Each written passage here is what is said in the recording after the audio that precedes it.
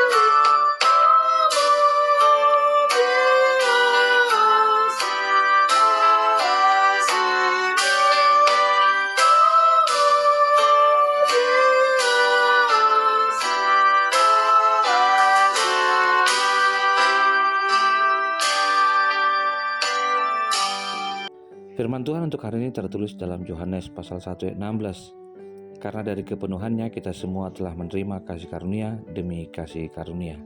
Demikian firman Tuhan. Angin-angin terkasih dalam Tuhan Yesus Kristus, kasih karunia adalah pemberian Allah semata-mata. Kasih karunia patut untuk disyukuri, karena pemberian itu diingat sebagai bentuk tanggung jawab untuk dipercayakan.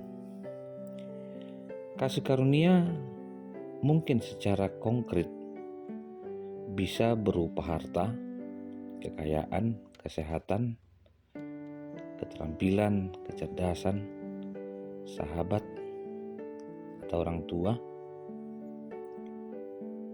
dan sebagian orang adalah jabatan. Namun hidup adalah kasih karunia. Penyertaan Tuhan adalah kasih karunia yang diawali dan diakhiri oleh Allah sendiri. Karena itu marilah kita melihat bagaimana firman Tuhan hari ini menyapa kita untuk mengingat perjalanan panjang bahwa segala sesuatu yang kita terima adalah kepenuhan dari Dia. Kita juga mengingat kasih karunia bukan hanya berbicara tentang yang berharga, tapi yang sangat berharga. Karena kasih karunia itu adalah keselamatan yang diberikan Tuhan dengan pengorbanan dirinya. Dengan pengorbanan itu, kita tahu bahwa kita berharga. Kasih karunia juga lebih tinggi dari yang paling rendah. Artinya, kasih karunia dikerjakan oleh yang lebih tinggi dalam penderitaan, pengorbanan, seseorang tahu bahwa pengorbanan bukan hanya bicara kehinaan, tapi bicara soal keteladanan.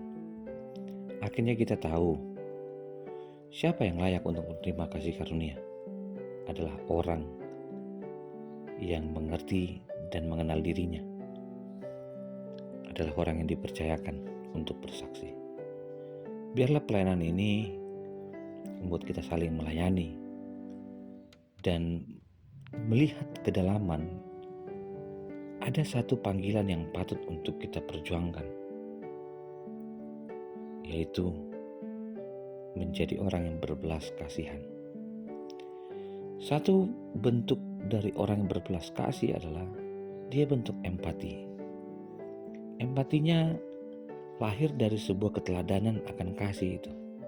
Disinilah kepenuhan di dalam Tuhan bukan dibiarkan sendiri dalam bekerja, bersaksi, tapi ia terus melatih kasihnya menjadi sebuah panggilan yang Tuhan inginkan. Orang yang memiliki kasih karunia, dia tahu bagaimana memperjuangkan dan bersaksi tentang kabar baik yang ia terima. Setiap kita menghadapi masalah baru, saat itu kita tahu bahwa ada kasih karunia baru yang Tuhan berikan. Mari renungkan, temukan, dan bagikan keselamatan itu kepada orang-orang sekelilingmu. Biarlah kasih karunia tidak membuat kita menjadi beban, tapi kasih karunia membuat kita hidup berjuang untuk Allah.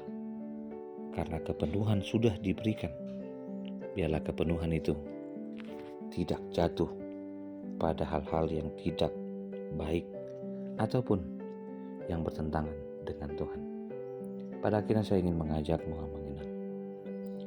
Biarlah hari-hari lepas hari dalam menghadapi kehidupan yang berkelimpahan, miliki rasa syukur dan menjaga hubungan dengan Tuhan.